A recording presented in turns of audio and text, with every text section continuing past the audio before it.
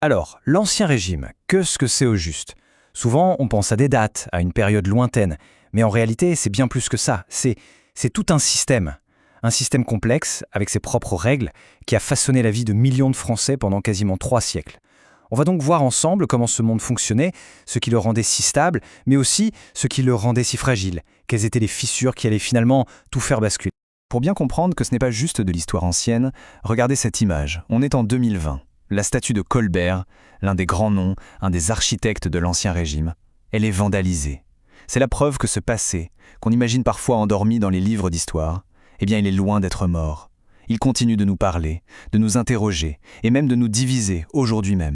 Du coup, ça nous amène forcément à la question de fond. Pour comprendre pourquoi ça fait encore débat aujourd'hui, il faut revenir en arrière, il faut aller voir à la source. Alors concrètement, ça ressemblait à quoi? Comment est-ce qu'on vivait sous cet Ancien Régime? Allez, on attaque. Pour bien comprendre ce monde, il faut d'abord en connaître les règles du jeu, en quelque sorte. Qui sont les gens qui y vivent? Comment leur quotidien est-il organisé, structuré? C'est par là qu'on va commencer. Alors, premier point, et c'est assez fascinant, le terme Ancien Régime lui-même, il a été inventé pendant la Révolution. C'est Mirabeau, en 1790, qui l'utilise pour la première fois. L'idée, c'était vraiment de marquer une rupture, d'opposer le nouveau monde qui arrivait à l'ancien. C'était un terme presque péjoratif, une façon de dire « ça, c'est le passé, c'est fini ». Et aujourd'hui, ironiquement, les historiens l'ont repris, mais de façon neutre pour décrire tout le système qui a précédé 1789. Et au cœur de ce système, il y a un chiffre absolument central, 20 millions. Pendant près de 2 siècles, de 1550 à 1740 environ, la population française ne bouge quasiment pas. Elle est bloquée à 20 millions d'habitants. Il faut bien se rendre compte que ça fait de la France, et de très loin, le pays le plus peuplé d'Europe. C'est une force colossale. Mais on va le voir, c'est aussi une immense fragilité. Et pour comprendre cette fragilité, il faut plonger au cœur du moteur humain de l'époque, c'est-à-dire le cycle incessant, presque brutal, de la vie et de la mort. La démographie de l'Ancien Régime, c'est une démographie qui est constamment sur le fil du rasoir. Alors on peut se demander, mais comment on connaît tous ces détails aussi intimes sur la vie des gens? Eh bien la réponse tient dans ces documents absolument incroyables, les registres paroissiaux. C'étaient les curés de chaque village qui tenaient ça. Ils notaient tout, les baptêmes, les mariages, les enterrements. Pour les historiens qui ont redécouvert ça, c'est une véritable mine d'or. C'est ce qui a permis de reconstruire, pièce par pièce, le puzzle de la vie quotidienne et de la démographie de l'époque. Et ce que ces registres révèlent, c'est une réalité d'une brutalité qu'on a du mal à imaginer aujourd'hui. Tenez-vous bien, 50%, la moitié, c'est la proportion d'enfants qui n'atteignaient pas l'âge de 15 ans. Un enfant sur 2. Pensez-y une seconde, un enfant sur 2 n'arrivait pas à l'âge adulte.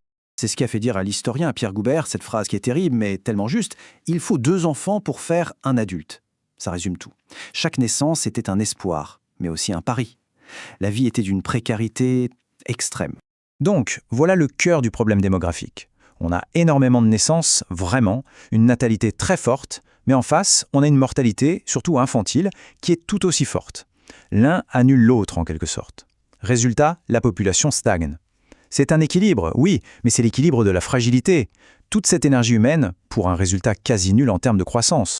Bon, cette fragilité démographique, elle est directement liée à la question centrale de l'époque, comment on mange, comment on se nourrit.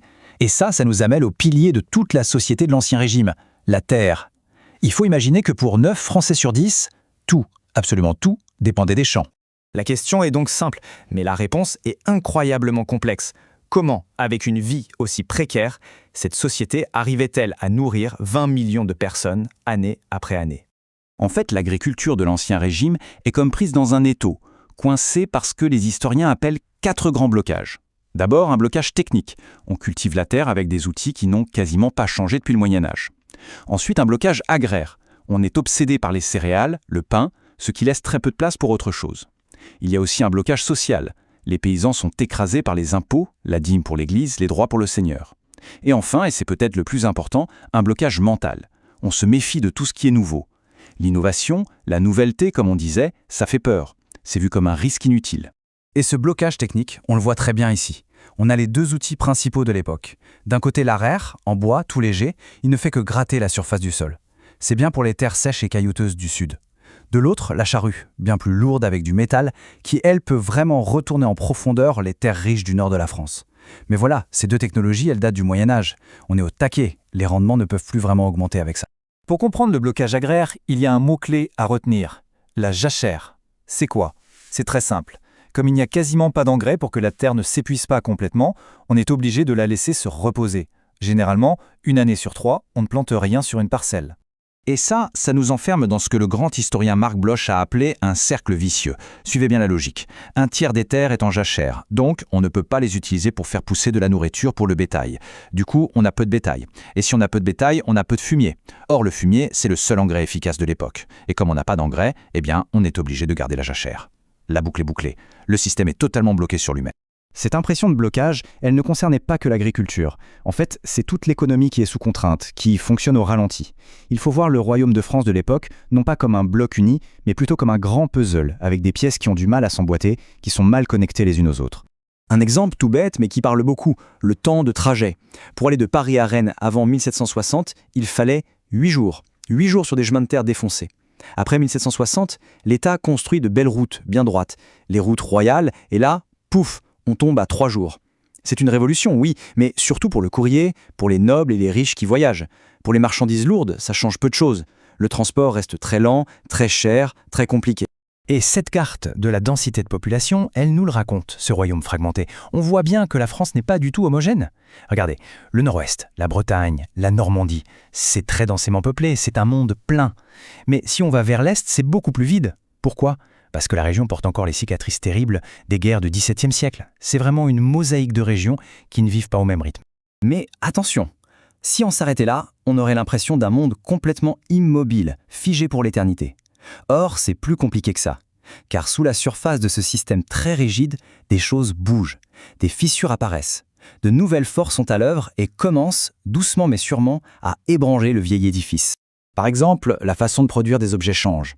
Bien sûr, il y a toujours les corporations, très strictes dans les villes. Mais à la campagne, un nouveau système se développe. Des marchands des villes donnent du travail à des milliers de familles paysannes qui filent et tissent le textile chez elles l'hiver. C'est ce qu'on appelle la proto-industrialisation. Et à côté de ça, on a les grandes manufactures royales qui fabriquent des produits de luxe, comme les miroirs de Versailles, et même quelques toutes premières usines qui annoncent déjà la révolution industrielle. Le changement, il vient aussi de la mer. Le grand commerce avec les colonies, notamment les Antilles, explose littéralement au XVIIIe siècle. Ça fait la fortune de grands ports comme Nantes ou Bordeaux. Et avec les bateaux, arrivent des produits qui vont changer la vie des gens. Le sucre, le café, le coton, le tabac. Ce n'est pas juste anecdotique, ça injecte des richesses colossales dans une économie qui était jusque-là très repliée sur elle-même. Et le plus surprenant, c'est que même l'agriculture, le secteur le plus bloqué de tous, se met à bouger. Au cours du XVIIIe siècle, la production agricole augmente de 25 voire 40%. Alors attention, ce n'est pas une révolution technique, les outils restent les mêmes, mais on défriche de nouvelles terres et surtout, on adopte de nouvelles cultures comme le maïs dans le sud-ouest ou la pomme de terre qui commence à s'implanter. Doucement, les verrous commencent à sauter. Voilà, donc où on en est. On a un système ancien, très rigide, plein de blocages, mais qui est en même temps traversé par des forces de changement de plus en plus puissantes. Une économie qui s'ouvre au monde, une agriculture qui progresse, une population qui va bientôt exploser, et face à tout ça, des structures politiques et sociales qui, elles, ne bougent pas, ou très peu. La tension est palpable, et la question devient inévitable. Combien de temps ce grand écart pouvait-il tenir ? Combien de temps avant que tout ne se rompe ?